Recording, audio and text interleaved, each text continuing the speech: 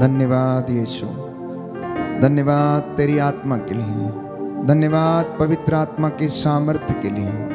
पवित्र आत्मा, हम तेरे उत्तम वरदानों की अभिलाषा करते हैं। हम विश्वास करते हैं कि तू हमारे बीच में हाजिर है। हम विश्वास करते तूने हम पे कब्जा किया है। हमें वचन को सुनने और समझने और इन रहस्यों को अपने जीवन में धारण करने की कृपा प्रदान कर। आज हमारे परिवार से हर प्रकार का अंधकार तेरे वचन के द्वारा प्रभु दूर हो जाए। हमारे घरों परिवारों से नशे की दुष्ट आत्मा, हे प्रभु यीशु, शैतानी दुरात्मा शक्तियों के बंधन, हर प्रकार की अश्लीलता और व्यभिचार के बंधन प्रभु तेरे इन लोगों के जीवन से दूर हो जाएं। दया कीजिए प्रभु, दया कीजिए प्रभु, दया कीजिए।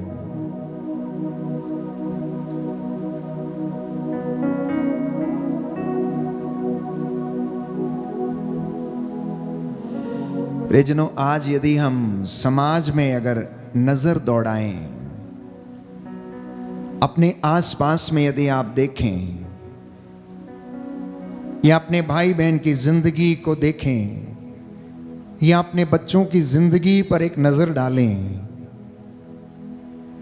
तो ऐसा महसूस होता है कि हर व्यक्ति अंदर ही अंदर रोता है, कराहता है।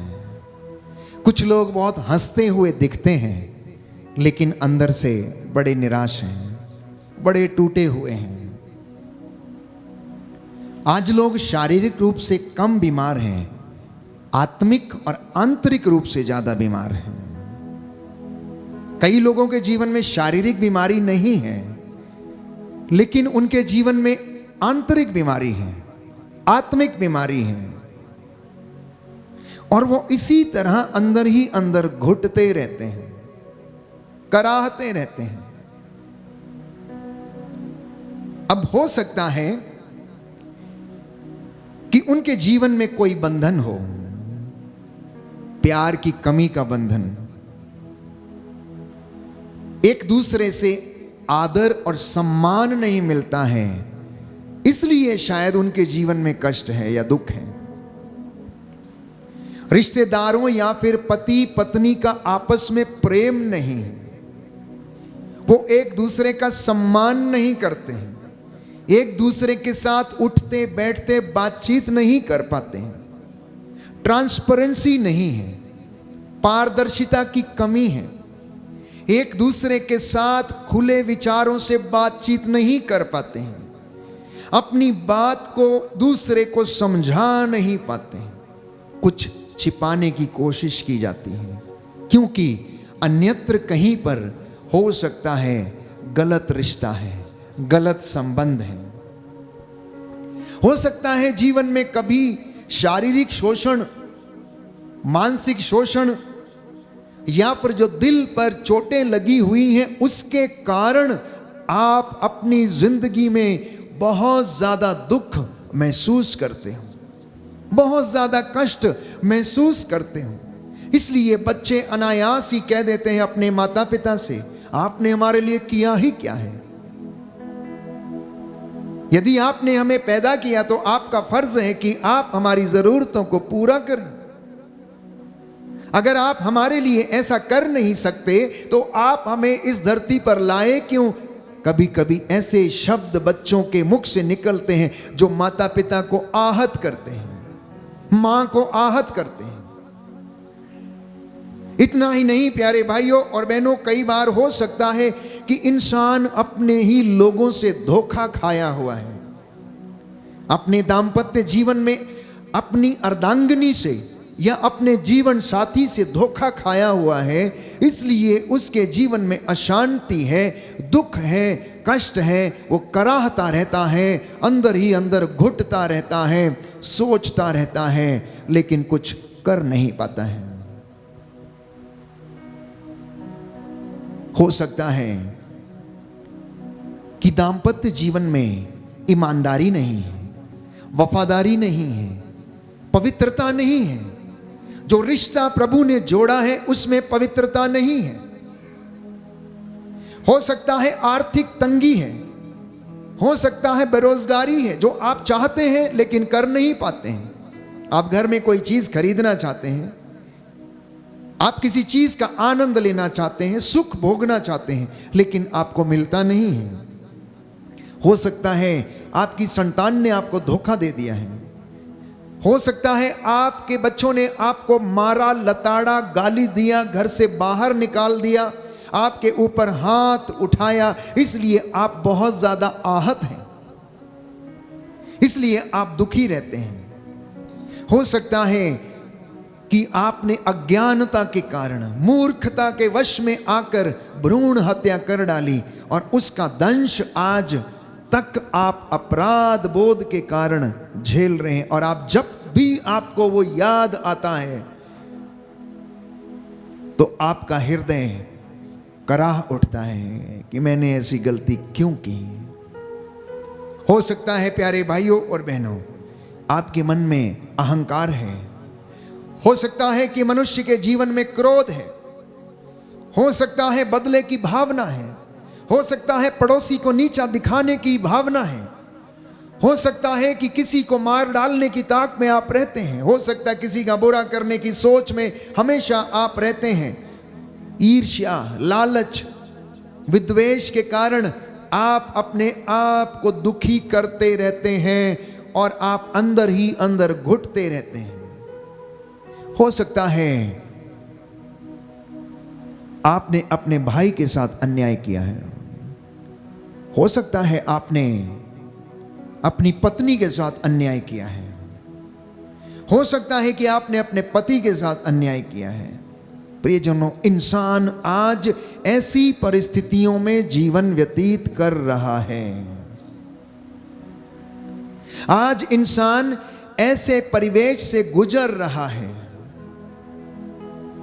इसलिए उन्हें आंतरिक चंगाई की आवश्यकता है।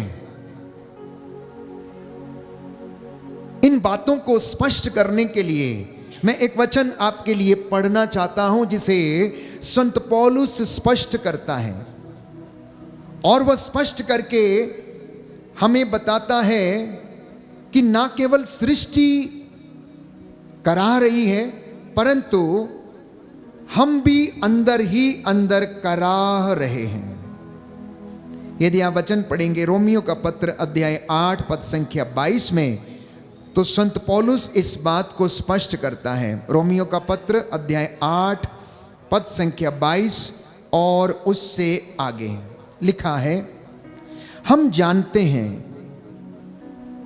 कि समस्त सृष्टि अब तक मानो प्रसव पीड़ा में कराहती रही है, और सृष्टि ही नहीं, हम भी भीतर ही भीतर कराहते हैं। कहता है हम भी भीतर ही भीतर कराहते हैं। केवल सृष्टि नहीं कराहती, केवल ये पेड़ पौधे नहीं कराहते जब हम उन्हें काटते हैं या नष्ट करते हैं,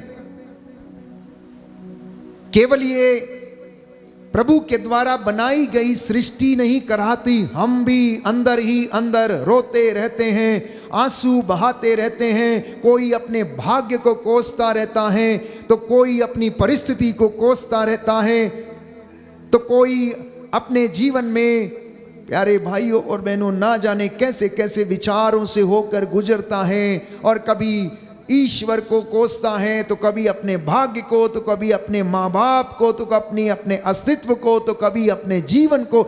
जिंदगी में कभी ना कभी ऐसे विचारों से होकर इंसान गुजर रहा, और संत पौलुस कहता है कि हम भी सृष्टि के साथ कराहते रहते हैं, कराहते रहते हैं। आखिर क्यों? आखिर क्यों ऐसा है प्यारे भाइयों और बहनों? इसको और ज्यादा स्पष्ट करने के लिए संत पौलुस एक और वचन हमें बताता है कि आखिर हमारे इस कराहते रहने का कारण क्या है, दुख हमारे जीवन में जो है उसका कारण क्या है। रोमियो का पत्र अध्याय 7 पद संख्या 19। रोमियो का पत्र अध्याय 7 पद संख्या 19 लिखा है, मैं जो भलाई चाहता हूं वह नहीं कर पाता, बल्कि मैं जो बुराई नहीं चाहता वही कर डालता हूं। किंतु यदि मैं वही करता हूं जिसे मैं नहीं चाहता, तो करता मैं नहीं हूं, बल्कि करता है मुझ में निवास करने वाला पाप। अभी आप पूछेंगे कि यह पाप कहां से आया, और बाइबल इसके विषय में हमें बताती है उत्पत्ति ग्रंथ में कि आदम और हवा के आज्ञा उल्लंघन के कारण पाप इस दुनिया में आया और वह सर्वत्र फैल गया। और संत पौलुस इस बात को स्पष्ट करता है कि पाप का वेतन मृत्यु है। इतना ही नहीं, पवित्र वचन इसके विषय में स्पष्ट करता है कि शैतान की ईर्ष्या के कारण पाप इस दुनिया में आया और पाप का वेतन मृत्यु है, और वह इस संसार में आकर सब मनुष्यों में फैल गई। और यही कारण है कि मनुष्य के अंदर निवास करने वाला जो कर्ता, जिसे वो पाप की संज्ञा देता है, वो ये सब काम हमसे करवाता है। वो हमें सुखी रहने नहीं देता है, वो हमें शांति में रहने नहीं देता है। आप जितने भी लोग मेरे सामने बैठे हैं, या फिर जितने भी लोग ऑनलाइन प्रार्थना में मुझे देख रहे हैं या सुन रहे हैं, इस आराधना में भाग ले रहे हैं, आप अपने आप से पूछ के देखिए कि क्या आपके जीवन में वास्तव में बंधन है या नहीं। मैं समझता हूं कोई भी व्यक्ति यह नहीं कह सकता कि उसके जीवन में बंधन नहीं है। सबके जीवन में बंधन है, चाहे वो छोटा है या बड़ा है, क्योंकि बाइबल कहती है इस दुनिया में कोई भी अच्छा नहीं है, इस दुनिया में कोई भी धर्मात्मा नहीं है। सबने पाप किया है और सब ईश्वर की महिमा से वंचित हैं। और संत पौलुस इस बात को स्पष्ट कर रहा है कि मैं जो चाहता हूं वो नहीं कर पाता हूं, लेकिन जो नहीं चाहता मैं वही कर डालता हूं। आगे लिखता है, इस प्रकार मेरा अनुभव यह है कि जब मैं भलाई की इच्छा करता हूं तो बुराई ही कर पाता हूं। मेरा अंतरतम ईश्वर के नियम पर मुग्ध है, किंतु मैं अपने शरीर में एक अन्य नियम का अनुभव करता हूं जो मेरे आध्यात्मिक स्वभाव से संघर्ष करता है और मुझे पाप के उस नियम के अधीन करता है जो मेरे शरीर में विद्यमान है। कितनी स्पष्ट, सुंदर और खरी बातें हैं। यह वचन आपको चंगा करेगा प्यारे भाइयों और बहनों। जितने लोग ये वचन ग्रहण करेंगे आज की रात्रि वो चंगे होंगे। सुनिए ध्यान से कि संत पौलुस क्या कहता है। कहता है कि मेरे अंदर एक द्वंद्व चल रहा, एक लड़ाई चल रही है करने और नहीं करने की, पवित्रता में रहने और पवित्रता में नहीं रहने की। मैं सोचता हूं ये करूं लेकिन नहीं कर पा रहा हूं। मैं सोचता हूं कि ये ना करूं लेकिन मैं वही कर डाल रहा हूं। मेरे अंदर एक आत्मिक युद्ध चल रहा, आत्मिक संघर्ष चल रहा है। इससे मुझे कौन आजाद करेगा।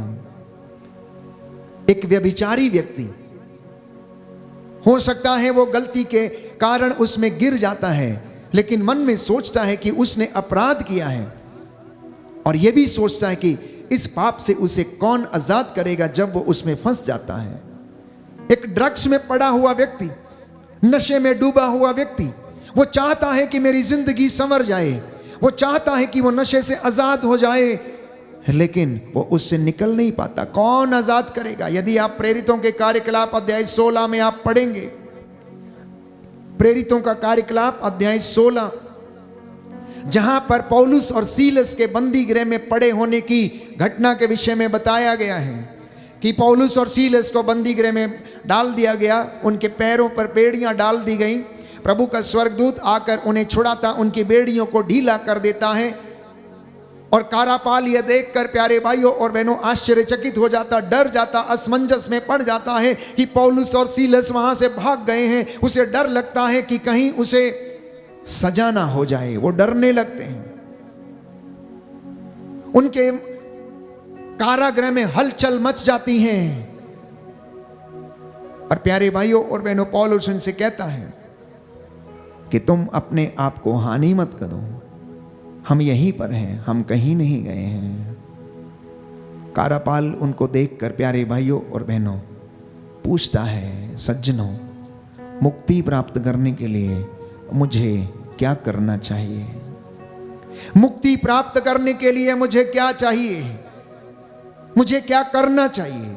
आज आप में से हर व्यक्ति ये सवाल पूछता है, याजकों से, पुरोहितों से, पासवानों से, या जिस पर आपको विश्वास है आप उससे सलाह लेने के लिए जाते हैं और पूछते हैं कि हम क्या करें। प्रभु से आप पूछते हैं कि प्रभु मैं क्या करूं, मैं कहां जाऊं, कौन मुझे आजाद करेगा। जब कारापाल ने इन दो प्रेरितों से पूछा कि सज्जनों मुक्ति प्राप्त करने के लिए मुझे क्या करना चाहिए, तो उन्होंने उसे जवाब दिया कि तुम ईसा मसीह में विश्वास करो तो तुम और तुम्हारा घराना उद्धार पाएगा और तुम्हें मुक्ति मिलेगी। आज आप चाहते हैं कि आपको आंतरिक चंगाइयां मिले, आपको शारीरिक चंगाइयां मिले, आप आध्यात्मिक रूप से अच्छे हो जाएं, आप अपनी दुर्वासनाओं से आजाद हो जाएं, मुक्त हो जाएं, तो प्यारे भाइयों और बहनों, आपको और मुझे यीशु के नाम को अंगीकार करने की आवश्यकता है।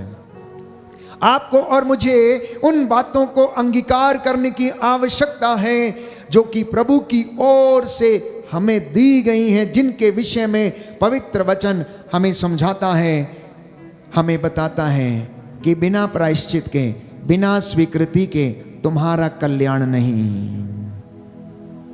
अगर तुम अंगीकार करोगे, अगर तुम विश्वास करोगे, अगर मुख से बोलोगे कि ईसा मसीह उद्धार करता है, अगर तुम हृदय से विश्वास करोगे कि पिता ईश्वर ने मुर्दों में से उसे जिलाया है, तो तुमको और तुम्हारे घराने को मुक्ति मिलेगी, तू बचेगा और तेरा घराना भी बचाया जाएगा। बोलिए आमीन, हालेलुया, हालेलुया, हालेलुया, हालेलुया। अब आप फिर से पूछेंगे कि मेरे जीवन में तो कोई समस्या है ही नहीं, मैं तो आज़ाद हूँ, मैं गाता हूँ, बजाता हूँ, मैं तो ऐशो आराम की ज़िंदगी जीता हूँ, मुझे अच्छी नींद आती है, मुझे कोई समस्या नहीं है। अच्छी बात है, लेकिन प्यारे भाइयों और बहनों, कोई भी व्यक्ति ऐसे अपने जीवन में आज़ाद नहीं है, वो किसी ना किसी बंधन में है। कौन से ऐसे बंधन हो सकते हैं जिनसे आज विश्वासियों को या प्रभु के लोगों को आजाद होने की आवश्यकता है? सबसे पहला बंधन हो सकता है दुष्ट आत्मा का बंधन है, और ये दुष्ट आत्मा के बंधन है ईर्ष्या, क्रोध, पेटूपन, लालच, व्यभिचार, दुर्वासना और ऐसी अनेक प्रकार की बातें जो कि ईश्वर से इंसान को दूर लेकर जाती हैं। हो सकता इंसान के जीवन में ये बंधन हो। जब ये चीजें इंसान की जिंदगी में हैं तो वो प्रार्थना नहीं कर सकता है। कभी कभी साधना के दौरान हम देखते हैं किसी व्यक्ति को पकड़कर जबरदस्ती से उस साधना में लाया जाता है। 4 या 5 लोग उसे पकड़कर लाते हैं, वेदी के सामने बैठाते हैं, लेकिन वो बैठता नहीं, वो सुनना नहीं चाहता, वो वचन को सुन नहीं सकता है, वहां से भागने की कोशिश करता है। कई बार परिवार, प्यारे भाइयों और बहनों, आते हैं लेकिन लंबे समय तक बैठ नहीं पाते हैं। उन्हें लगता है कि ये बहुत ज्यादा लंबी प्रार्थना है, हम कैसे बैठेंगे। ये एक प्रकार का बंधन है, प्रार्थना में नहीं बैठ पाना, वचन को नहीं सुन पाना, क्योंकि अभी तक उनका मन प्रभु में नहीं लगा, उनका अटैचमेंट प्रभु से नहीं हुआ, इसलिए वहां पर उन्हें वो रस महसूस नहीं होता है। हो सकता है नशे का बंधन हो सकता है वचन को नहीं पढ़ना या नहीं सुनने का बंधन हो सकता है व्यभिचार का बंधन हो। और व्यभिचार के बंधन के विषय में प्यारे भाइयों और बहनों, पवित्र बाइबल हमें बताती है, हम पढ़ते हैं, संत पौलुस हमें बताता है कुरिन्थियों के पहले पत्र अध्याय 5 पद संख्या 1 और उससे आगे, कि आप लोगों के बीच में हो रहे व्यभिचार की चर्चा चारों ओर फैल गई है। ऐसा व्यभिचार जो गैर यहूदियों में भी नहीं होता। किसी ने अपने पिता की पत्नी को रख लिया है, तब भी आप घमंड में फूले हुए हैं। आपको शोक मनाना चाहिए, और जिसने यह काम किया है उसका बहिष्कार करना चाहिए था। मैं शरीर से अनुपस्थित होते हुए भी आत्मा से आप लोगों के बीच में हूं। जिसने ये काम किया है मैं उसका न्याय कर चुका हूं, मानो मैं वास्तव में वहां उपस्थित हूं।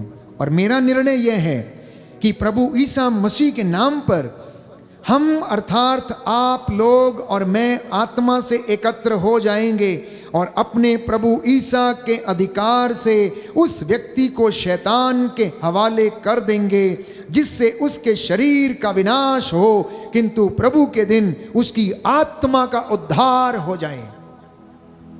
अगर कोई व्यक्ति ऐसी दुर्वासना का शिकार है भी तो उसे प्यारे भाइयों और बहनों प्रभु के अधीन समर्पित करने की कोशिश करें ताकि उसकी आत्मा का उद्धार हो जाए। बाइबल कहती है आप लोगों का आत्म संतोष आपको शोभा नहीं देता। आप लोग ये आत्म संतुष्टि ना समझें कि मैं तो ठीक हूं, मुझ में कोई कमी नहीं है, परंतु आप अपने आप को समर्पित करें, क्योंकि लिखा क्या आप यह नहीं जानते कि थोड़ा सा खमीर सारे सने हुए आटे को खमीर बना देता है। आप पुराना खमीर निकालकर शुद्ध हो जाएं, जिससे कि आप नया सना हुआ आटा बन जाएं। आपको बेखमीर रोटी जैसा बनना चाहिए। Hallelujah, hallelujah, hallelujah, hallelujah. Yeshu की स्तुति हो, यीशु की स्तुति यीशु हो, को धन्यवाद, यीशु को यीशु की धन्यवाद, आराधना हो, यीशु की आराधना यीशु की हो, महिमा हो, यीशु की महिमा यीशु को हो, धन्यवाद। यीशु को धन्यवाद। Hallelujah, hallelujah, hallelujah, hallelujah, hallelujah. Hallelujah. तो परिवारों में प्यारे भाइयों और बहनों ये व्यभिचार का बंधन भी एक प्रकार से बहुत बड़ा बंधन है जो परिवारों को, रिश्तों को नष्ट कर देता है। इसी के साथ गलत रिश्तों का बंधन हो सकता है, पति पत्नी में या फिर बच्चों के जीवन में गलत रिश्ते हैं। हो सकता है पति पत्नी के अलग कहीं संबंध हैं और आपके बच्चे बड़े हो गए हैं और आपके रिश्तों के विषय में वो जानते हैं। आज के बालक बालिकाएं आपके विषय में सब कुछ समझते हैं कि आप किसको मिलते, कहां जाते, किसके साथ उठते, कैसे बात करते हैं। वो आपसे ज्यादा बुद्धिमान है, आपसे ज्यादा चालाक है, क्योंकि आज दुनिया उनकी हथेली पर है। वो एक छोटा सा मोबाइल जिसके द्वारा वो सब कुछ एक्सेस कर सकते हैं, उसके द्वारा वो सब कुछ समझते हैं। इसलिए माता पिता की जिम्मेदारियां बढ़ गई हैं, पासवानों की, वर्शिपर्स की और याजकों की जिम्मेदारियां बढ़ गई हैं। और याद रखिए प्यारे भाइयों और बहनों, हमारा एडवर्सरी शत्रु शैतान वो हमेशा प्रभु के लोगों पर, विश्वासियों पर नजर गड़ाए रहता है, उनके व्यक्तिगत जीवन पर वो नजर गड़ाए रहता है। और अब जो आंतरिक युद्ध हमारे अंदर चल रहा है वो यही है कि हम जो करना चाहते हैं वो नहीं कर पाते और जो नहीं करना चाहते हैं हम वही कर डालते हैं। इसी के साथ साथ हो सकता है किसी के जीवन में चोरी का बंधन हो, अंधविश्वास का बंधन हो। आज विश्वासी बहुत जल्दी भटक जाते हैं। हमारी कलीसिया में भी विश्वासी प्यारे भाइयों और बहनों अंधविश्वास के पीछे भागने लगते। आपके घर में कोई भी व्यक्ति आता है और आपसे कह दे कि आपके घर में भूत है, आपके घर में ये है वो है, दुनिया भर की आपको बातें बताता, आप ऐसा करो वैसा करो, और आप प्रभु के वचन को छोड़कर उसकी मनगढ़ंत बातों पर विश्वास करते हैं। प्यारे भाइयों और बहनों, क्या अंधकार बड़ा है या ज्योति बड़ी है? क्या अंधकार बड़ा है या ज्योति बड़ी है? आपका जवाब यही होगा कि ज्योति बड़ी है। क्या खुदा बड़ा है या फिर इब्लीस जो शैतान, जो शत्रु है, वो बड़ा है? क्या सत्य बड़ा है या असत्य बड़ा है?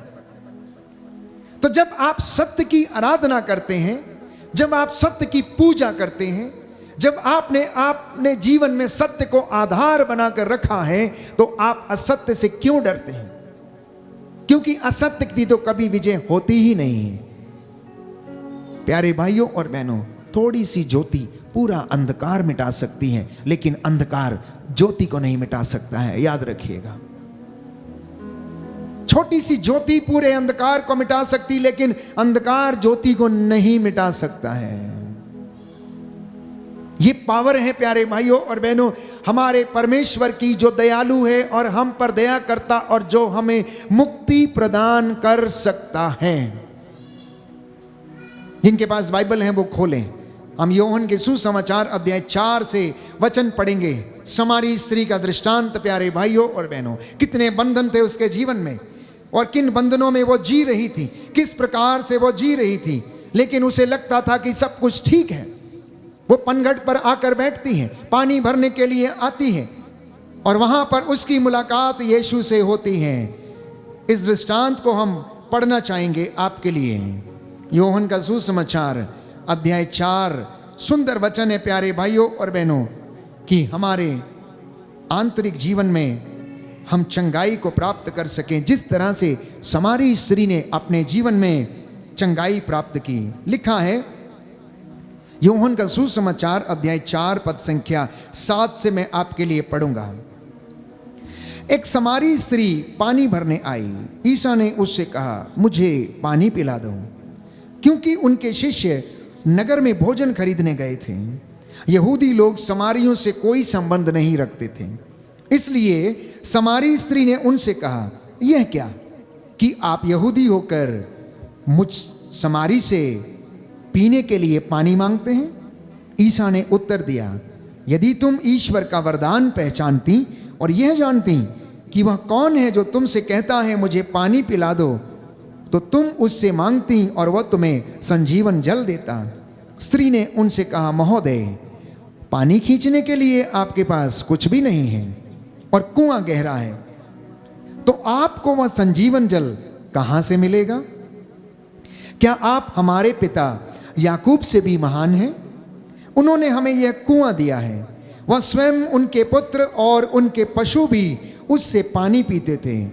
ईसा ने कहा, जो यह पानी पीता है उसे फिर प्यास लगेगी, किंतु जो मेरा दिया हुआ जल पीता है उसे फिर कभी प्यास नहीं लगेगी। जो जल मैं उसे प्रदान करूंगा वह उसमें स्रोत बन जाएगा, जो अनंत जीवन के लिए उमड़ता रहता है। इस पर स्त्री ने कहा, महोदय, मुझे वह जल दीजिए जिससे मुझे फिर प्यास न लगे और मुझे यहाँ पानी भरने नहीं आना पड़े। ईसा ने उससे कहा, जाकर अपने पति को यहाँ बुला लाओ। देखिए अब अंदर की बात कि यीशु मसीह किस तरह से उसके हृदय को जानता था। यीशु को तो पहले से ही मालूम था कि आज पनघट पर बैठी हुई स्त्री का मन परिवर्तन करना है और उससे मिलना है, उसकी आत्मा को बचाना है, उसे उस बंधन से निकालना है। इसलिए यीशु का वार्तालाप सुनिए। वो चाहते तो और बहुत सी बातें कर सकते थे, लेकिन नहीं, उन्होंने स्पष्ट रूप से उससे सवाल किया और कहा, जाओ और अपने पति को बुला कर लाओ। स्त्री ने उत्तर दिया, मेरा कोई पति नहीं है। ईसा ने उससे कहा, तुमने ठीक ही कहा है, मेरा कोई पति नहीं है। तुम्हारे 5 पति रह चुके हैं और जिसके साथ अभी तुम रहती हो वह भी तुम्हारा पति नहीं है। यह तुमने ठीक ही कहा है। स्त्री ने उनसे कहा, महोदय, मैं समझ गई कि आप नबी हैं। हमारे पुरखे इस पहाड़ पर आराधना करते थे और आप लोग कहते हैं कि यरूशलेम में आराधना करनी चाहिए। ईसा ने उससे कहा, नारी, मैं तुम्हें विश्वास दिलाता हूँ कि वह समय आ रहा है जब तुम लोग ना तो इस पहाड़ पर पिता की आराधना करोगे और ना यरूशलेम में ही। तुम लोग जिसकी आराधना करते हो उसे नहीं जानते, हम लोग जिसकी आराधना करते हैं उसे जानते हैं, क्योंकि मुक्ति यहूदियों से ही प्रारंभ होती है। परंतु वह समय आ रहा है, आ ही गया है, जब सच्चे आराधक आत्मा और सच्चाई से पिता की आराधना करेंगे। पिता ऐसे ही आराधकों को चाहता है। ईश्वर आत्मा है, उसके आराधकों को चाहिए कि वे आत्मा और सच्चाई से उसकी आराधना करें। स्त्री ने कहा कि मैं जानती हूँ कि मसीह जो क्रिस्त कहलाते हैं आने वाले हैं। जब वे आएंगे तो हमें सब कुछ बता देंगे।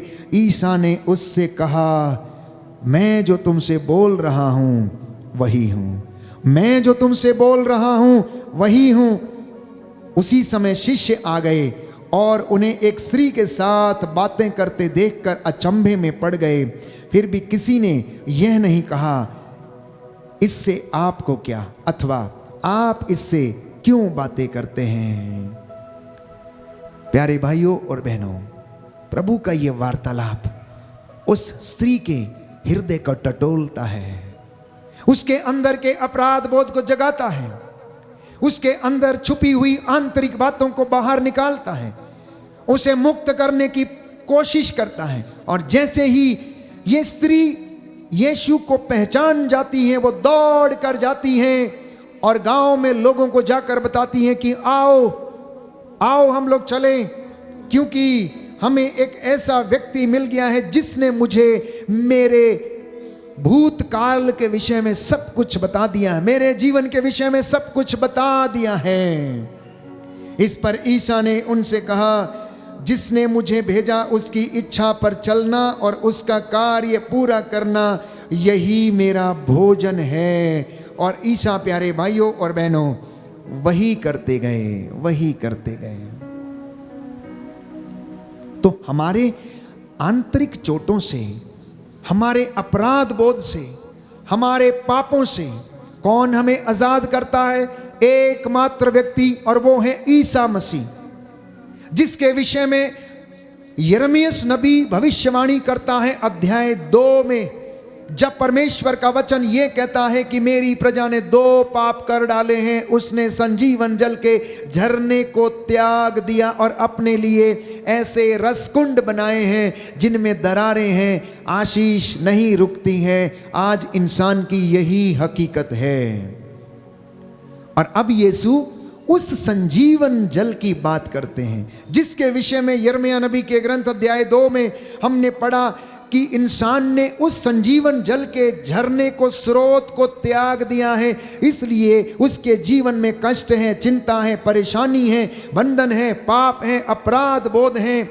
वो प्यारे भाइयों और बहनों कराहता रहता है, कराहता रहता है। आप में से बहुत सारे लोग हैं जो किसी न किसी कारणवश अपने घर में रोते रहते हैं, चिल्लाते रहते हैं, कराहते रहते हैं, घुटते रहते हैं। कई बार मैं सुनता हूं काउंसलिंग के दौरान, या फिर आप में से कुछ लोग जो फोन करते हैं कि उन्हें घर में बहुत प्रताड़ित किया जाता है, बहुत मार खानी पड़ती है, गालियां सुननी पड़ती हैं, रिश्ते अच्छे नहीं हैं, कितना भी अच्छा कर लो लेकिन दुख सहना पड़ता है। प्यारे भाइयों और बहनों, ऐसी कई बंधन इंसान की जिंदगी में हैं, और उनमें से मैंने कहा अंधविश्वास, व्यभिचार, नकारात्मकता के बंधन, नेगेटिविटी के बंधन। मैं ये काम नहीं कर सकता, मुझसे नहीं होगा, मैं नहीं कर सकता, मैं नहीं करूंगा। नकारात्मकता का बंधन, अगर आपने मुझे ये चीज नहीं दी, मैं आत्महत्या कर लूंगा, मैं अपना नाश कर लूंगा। आज के नौजवान बेटे और बेटियां, प्यारे भाइयों और बहनों, इस तरह के नकारात्मक बंधनों से, नेगेटिविटी से भरे हुए हैं, इसलिए अपने जीवन का अंत कर लेते हैं। ये शैतान की चालें हैं, उसकी युक्तियां हैं, जिसके विषय में संत पौलुस ये कहता है कि हम शैतान के फंदे में पड़ना नहीं चाहते, क्योंकि हम उसके षड्यंत्रों और उसकी चालों को अच्छी तरह समझते हैं। क्या आप लोग समझते हैं? क्या आप लोग समझते हैं शैतान की युक्तियां? क्या आप लोग समझते हैं? क्या उसकी चालें आप लोग समझते हैं? किस तरह से आपको नष्ट करता है? छोटे नौजवान बच्चों को शारीरिक अश्लीलता के द्वारा, व्यभिचार के बंधनों के द्वारा, मोबाइल में पोर्नोग्राफी के द्वारा, और ऐसी तमाम बातें जिनके द्वारा आज वो नौजवान मस्तिष्क को, मानसिकता को बिगाड़ रहा, आपके रिश्तों में जो खलल पैदा करता है, उसके द्वारा वो नष्ट कर देना चाहता है। इंसान कराहता रहता है, अहंकार के वश में है, स्वार्थ के वश में है। इसलिए पिता कभी कभी नशे में डूबा रहता है, बच्चों की चिंता नहीं, पत्नी की चिंता नहीं, जो पैसा कमाता है उससे खुद ही पीता है, घर में लाकर कुछ देता नहीं, भोजन लेकर नहीं आता है, तोड़ फोड़ करता है। ऐसा स्वार्थ प्यारे भाइयों और बहनों उस परिवार को नष्ट किए हुए है, वो अपने विषय में सोचता है। ऐसे ही कई नौजवान बेटे बेटियां अपने मम्मी पापा का ध्यान नहीं रखते, उन्हें केवल अपने जीवन की चिंता है, अपने ऐशो आराम की चिंता है। बुढ़ापे में उन्हें अलग दूर अपने से कर देते हैं। कुछ लोग हीन भावना के शिकार हैं, कुछ लोग जादू टोने के शिकार हैं, तो कुछ लोग तंत्र मंत्र में उलझे हुए हैं और जिंदगी भर कराहते रहते हैं। ठीक वैसे जैसे प्रसव पीड़ा के दौरान स्त्री कराती है और सारा जमाना, सारी दुनिया करा रही है। मैं समझता हूँ ऐसी परिस्थिति में आज शारीरिक चंगाई से ज़्यादा इंसान को आंतरिक चंगाई की आवश्यकता है। अपने मनों को शुद्ध करने की आवश्यकता है, अपने विचारों को शुद्ध करने की आवश्यकता है। और मैंने कहा ये कार्य प्रभु यीशु करता है। ये कार्य प्रभु यीशु करता है, क्योंकि संजीवन जल का झरना उसके पास है। पनघट पर बैठी समारी स्त्री को उसने आजाद किया, उसके पुरानी जिंदगी से उसे आजाद किया।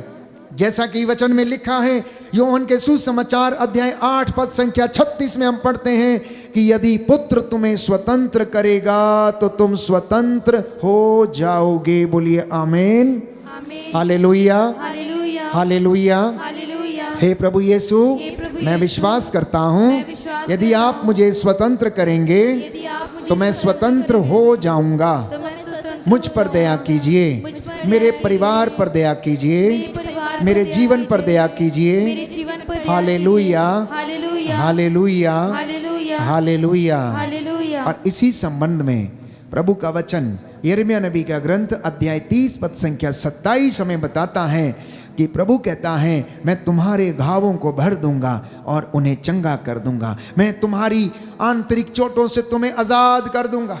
मैं तुम्हारे अपराध बोध से तुम्हें आजाद कर दूंगा।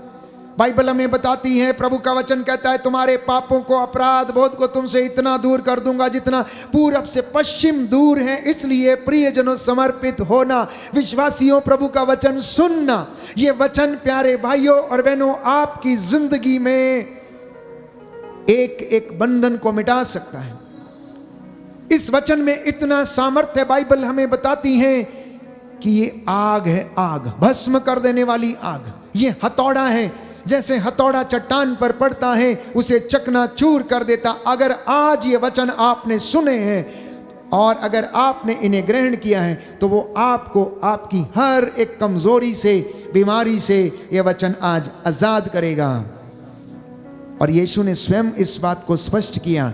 मत्ती के सुसमाचार अध्याय 11 पद संख्या 28 में, थके मांदे, बोझ से दबे हुए लोगों, इसका अर्थ है ए बीमार लोगों, अपराध बोझ से दबे लोगों, कष्ट में और पीड़ा में रहने वाले लोगों, आंतरिक चोटों से घायल लोगों, जो थक चुके हो, हार गए हो, निराशा में हो, आत्महत्या करने की सोचते हो, अब तुम मेरे पास चले आओ, मैं तुम्हें विश्राम दूंगा। क्योंकि वो प्रभु हमें विश्राम देता है, वो प्रभु हमें विश्राम देता है। प्रभु यीशु, उसके लिए कुछ भी असंभव नहीं है। वो यीशु जो 4 दिन का मरा हुआ लाजरस को जिंदा कर सकता है, तो वो मुझे और आपको जीवन क्यों नहीं दे सकता? तो वो मुझे और आपको प्यारे भाइयों और बहनों चंगा क्यों नहीं कर सकता? आज ये आपके और मेरे मनन चिंतन का विषय है। और मार्कुस के सुसमाचार अध्याय 9 पद संख्या 23 में प्रभु यीशु इस बात को स्पष्ट करता है, विश्वास करने वालों के लिए कुछ भी संभव है। सब कुछ संभव है उनके लिए। जो विश्वास करेगा वो ईश्वर की महिमा देखेगा। इसलिए समर्पण का ये समय है। आइए हम समर्पित करें और आंतरिक चंगाई पाने के लिए हम प्रभु से आज प्रार्थना करेंगे।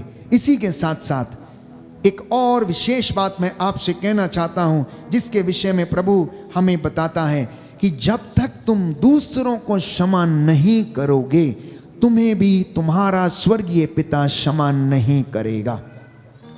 यदि तुम अपने भाई को क्षमा नहीं करते तो प्रभु से क्षमा पाने की इच्छा कैसे रख सकते हो? जब तक तुम अपने भाई को क्षमा नहीं करोगे तो तुम्हें भी क्षमा नहीं किया जाएगा। यदि तुम दोष लगाते रहोगे तो तुम पर भी दोष लगाया जाएगा। यदि तुम दूसरों के विरुद्ध निर्णय दोगे तो तुम्हारे विरुद्ध भी निर्णय दिया जाएगा। ईसा ने पिता से निवेदन किया, पिता इन्हें क्षमा कर, क्योंकि ये नहीं जानते कि ये क्या करते हैं। इसलिए यीशु ने कहा कि अपने अत्याचारियों के लिए तुम प्रार्थना करो, उनके लिए आशीर्वाद मांगो, आशीर्वाद मांगो, उन्हें अभिशाप मत दे दो। इसलिए पाकमान कलीसिया के लोगों का, लोक धर्मियों का, विश्वासियों का यह कर्तव्य है कि हम प्रभु के नाम पर सभी अत्याचारियों को क्षमा करें और उनके लिए प्रार्थना करें जिनसे आपको शिकायत है, जिन्होंने आपको दुख दिया है, चाहे वो आपके मम्मी पापा हो, भाई बहन हो, रिश्तेदार हो, उनको आप आज क्षमा कर देना प्यारे भाइयों और बहनों, और प्रभु आपको आंतरिक चंगाई प्रदान करेगा।